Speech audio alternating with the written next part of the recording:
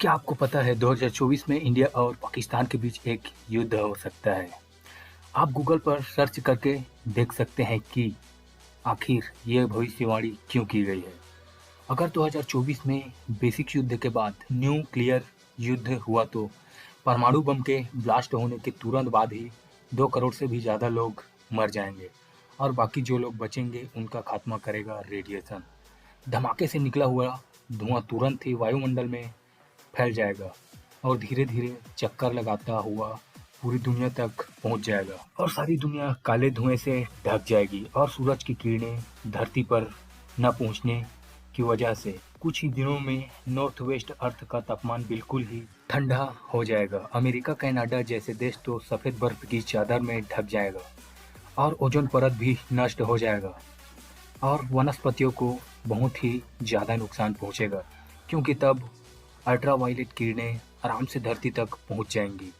अब और सुनो, जलवायु में परिवर्तन होने के कारण कुछ देशों में तो फसल बिल्कुल भी नहीं हो पाएगी और उनमें से कई देश तो अनाज का आयात निर्यात करना बिल्कुल ही बंद कर देंगे, जिससे पूरी दुनिया में भूखमरी जैसी समस्या फैल जाएगी। तो पता लग ही गया कि परमाणु युद्ध हुआ तो क्या क्या हो सकता है। तो भैया अब बात करते हैं कि आखिर युद्ध जीतेगा तो जीतेगा कौन। पाकिस्तान के पास इस वक्त 120 से 130 परमाणु बम है और भारत के पास 110 से 120। तो आप सोच रहे होंगे कि पाकिस्तान के पास तो इंडिया से भी ज़्यादा परमाणु बम है। तो आगे सुनो, पाकिस्तान की सबसे ज़्यादा खतरनाक परमाणु मिसाइल है हवावी, जिसकी मार्ग क्षमता 2200 किलोमीटर है, जिसके निशाने पर 90% इंडिया आता है।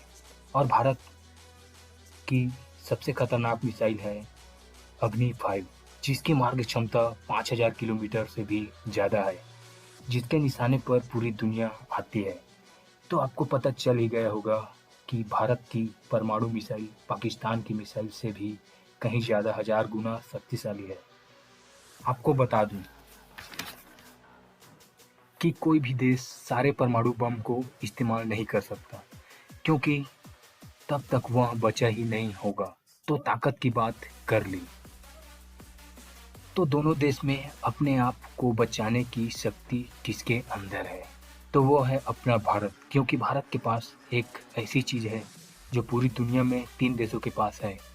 तो वो चीज़ है एंटी मिसाइल तकनीक। भारत के पास ऐसे 2 कवच हैं, जबकि पाकिस्तान के पास ऐसा कोई भी कवच नहीं है।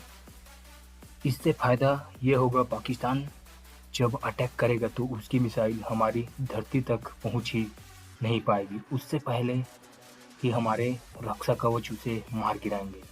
हमारे पास ऐसे 2 कवच हैं जिसको पाकिस्तान की मिसाइलें पार नहीं कर पाएंगी। पाकिस्तान, रूस और इजराइल के बाद भारत ही एक ऐसा देश है जिसके पास इतना मजबूत डिफेंस सिस्टम है, जबकि पाकिस्तान के पास ऐसा कोई भी कवच नहीं है जिसे वो अपने आप को बचा सके।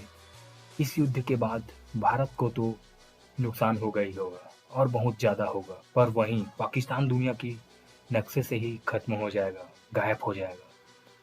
तो भाई आपस में प्रेम बनाए रखो। परमाणु बम की धमकी देना कोई मजाक नहीं है। मीडिया और बड़े बड़े नेताओं की वजह से हम आपस में लड़ते आ रहे हैं और पाकिस्तान के बड़े बड़े नेता धमकी तो ऐसे देते हैं। खैर छोड़ो, एक बार फिर कहूँगा, परमाणु बम कोई सुतली बम नहीं है जिसे जब चाहे तब बजा दिया जाए।